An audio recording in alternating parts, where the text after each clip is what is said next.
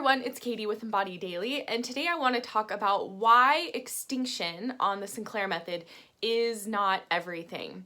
So I want to talk about this today because I know for myself, and I see it with others in the various TSM communities online, and people reaching out to me who are kind of wrapped up in the question of, first of all, what is extinction, which I've made a video about that, which I'll link up here. But people get wrapped up in, first of all, what is extinction on the Sinclair Method? And once they know what it is, it's like their ultimate focus. Like, this is the end goal. That's where I want to be. And I did this to myself. But I want to speak to this a little bit today because I think people, and myself included, I was doing this too, we get wrapped up in the end goal of trying to achieve extinction on the Sinclair Method, that it can hinder our progress at times or make us feel like we're not progressing or we're comparing ourselves to others, and it's just not really helpful. So I want to talk about kind of my 2 cents on this topic here today. As I said, I've made a video about what extinction is, which I linked up at the top, and I'll link it again right now. But I'll just tell you briefly if you're not aware of what extinction means on the Sinclair Method. So extinction is essentially a point where you get to in your relationship with alcohol where you are no longer drinking from a compulsory, impulsive, craving place. You get to a place where you are more consciously choosing to drink. It's not out of a craving or compulsion or urge or need or, take the Naltrexone waiting for the hour to be up so you can immediately have your drink. It's more of a conscious decision to have a drink. So for example, when I had reached extinction, after 8 or 9 months on the Sinclair Method, I was going to a wedding and there was going to be champagne, and I didn't have any craving for the champagne or the desire for the champagne. Even the taste of it, I wasn't like, super excited about it, but I knew there was going to be a special toast. I was going to be talking, and so I wanted to have champagne. So I consciously chose, I'm going to have a drink at this event, this wedding. So I took the Naltrexone and I had the drink. So that was after I'd reached extinction, and I wasn't craving alcohol anymore. Now, extinction is not abstinence, and a lot of people confuse the two, thinking that extinction is abstinence. People will still drink when they've reached extinction. Some people decide to give it up, like I did after about a year. I just stopped drinking because I lost all interest. But after extinction, I still drank for several months on the Sinclair Method. But again, it was just from that conscious place. So extinction is not abstinence. People can be abstinent after they've reached extinction, or they can continue to drink, but from a conscious, empowered place, not feeling pulled by the urge or the desire to drink. So why am I saying that extinction shouldn't be the end-all, be-all goal? Of course, if you've read the book by Dr. Roy Escapa, The Cure for Alcoholism, he references extinction in there. And for many people, that is our goal when we get on the Sinclair Method, to get to a place where we're not drinking from a craving type of place anymore. And while extinction, I feel, can certainly be on your mind and something that you're looking forward to, in your day-to-day, you shouldn't be thinking about extinction. And the reason why I feel that way is because the Sinclair Method is really an opportunity for a journey of self-discovery, where little by little you begin to change your relationship to alcohol, which then changes your relationship to yourself and everything else in your life.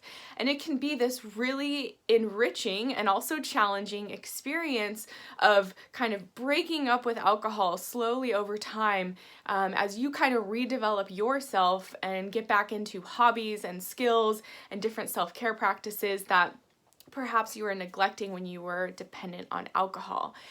And this journey of self-discovery can really be just a beautiful experience. Now, it's not always going to be easy.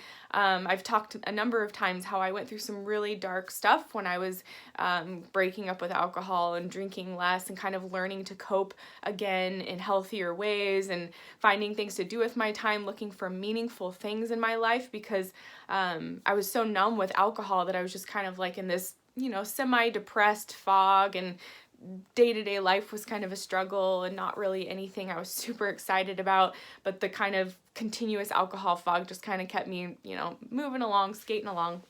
And being sober now, I find that I want meaning in my life. I want to have passions and things I can plug into and feel good about and look forward to.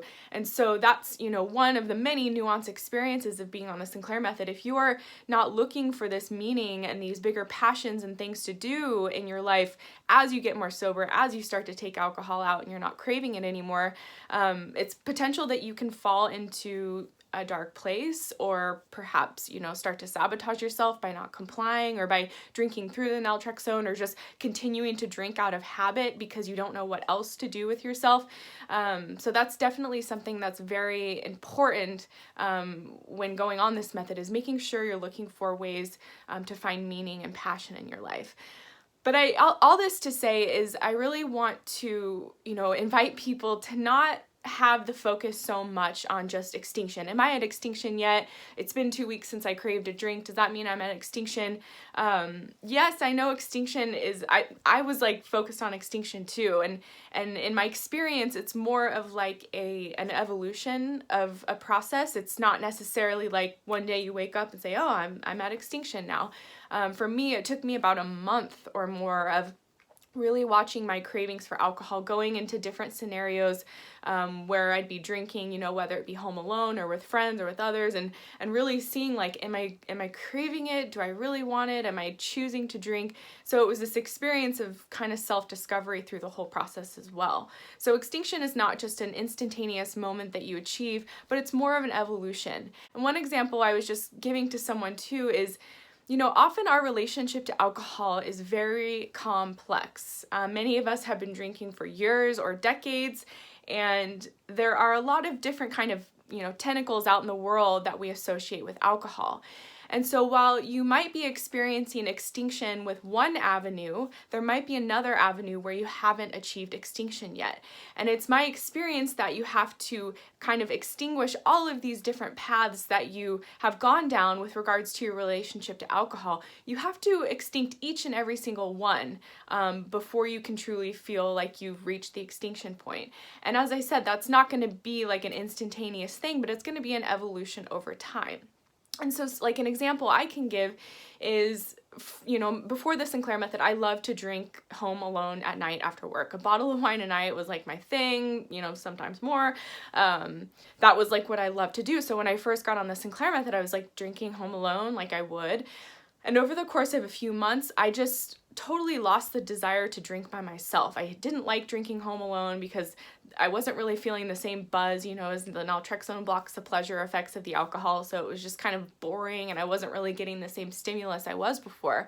So after a few months, I stopped drinking at home alone anymore at all. So to me, that pathway of my relationship to alcohol, the drinking home alone, that was extinguished, or that was an extinct experience where I just no longer wanted to drink home alone anymore. It didn't matter if it had been a day since I drank or a month since I drank. I just never wanted to drink home alone anymore. So that was happening in one experience, but then when I would go out with friends to drink on the weekend, or it was a nice day, or we were at the lake, I could toss back several beers or several glasses of wine and really still be craving it and wanting it and all of that. And so while I was no longer drinking home alone anymore, when I was out socially, I still was getting a lot of reward from that experience of drinking. So then over time, that scenario of drinking socially began to become extinct as well. So it's kind of this peeling away at things and really fully experiencing all these different ways that we have used alcohol,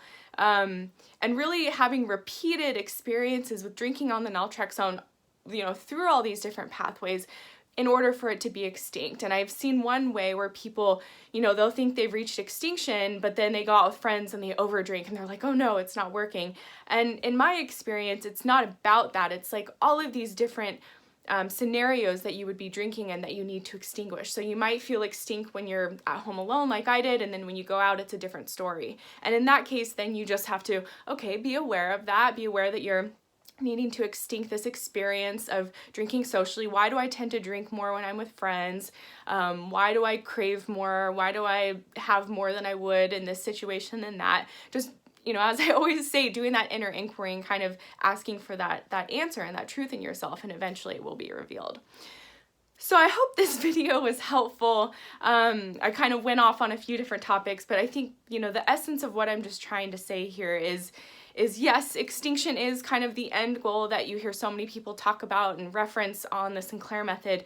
And while you can have that in mind, and maybe something for your long term, I would say in the short term, just for your own well-being and your own peace of mind, to not focus so much on that extinction. That goal of extinction and am I there or am I not there, but rather allowing the experience of drinking and totally changing this relationship to alcohol to really unfold before you, and for you to be a witness to it and be very aware of what's happening and curious about what's happening, but do your best to not get caught up in, whether or not you've reached extinction or why am I drinking more in this situation than I was there. It's just part of the process. As I said, our relationships to alcohol are often so complex, and when we're making that change in our relationship to alcohol, it's changing us, it's changing our life, it's changing everything around us, it's changing who we thought that we were, or who we were when we were dependent on alcohol. I know for me, I was a totally different person when I was in my daily drinking habit compared to what I am now, a year and a half later, having all this Sinclair Method and otherwise experience under my belt, really having this opportunity to address the reasons why I was drinking and be able to cope in more healthful ways. And you hear people say that when an addiction sets in, it kind of leaves a person where they are when that addiction starts, so they stop their development. So for me, I was 21, 22 when I really started drinking heavily, and so having that in my mind, I realized, oh my gosh, there's so much like psychological and personal development I need to do, because I've kind of been stunted these past 10 years because I was just addicted to alcohol and stuck in that cycle of dependence. So it's not only just focusing on, am I in that good place with alcohol? Am I not craving alcohol anymore? Am I at that extinction place? Well, yeah, that's extremely important. There's all these other aspects of your life that are going to change and improve and evolve and be uncomfortable that you really need to kind of be there and be present for. So my advice would just be to not get so caught up in the focus of extinction and comparing yourself where you're at month 3, where someone else was at month 3, or a year, or the other person at a year.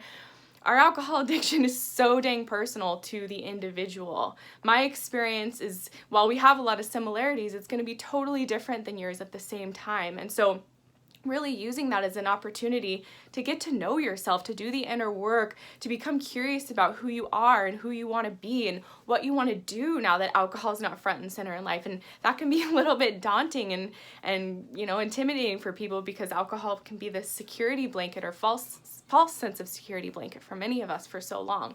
So it's definitely an evolution and a process that you go through just one day at a time. But it's really an opportunity for, self-development and growth and getting to know yourself on a deeper level. So thank you so much for watching. Please subscribe if you are interested in the Sinclair Method, and you can always contact me. My contact information is below.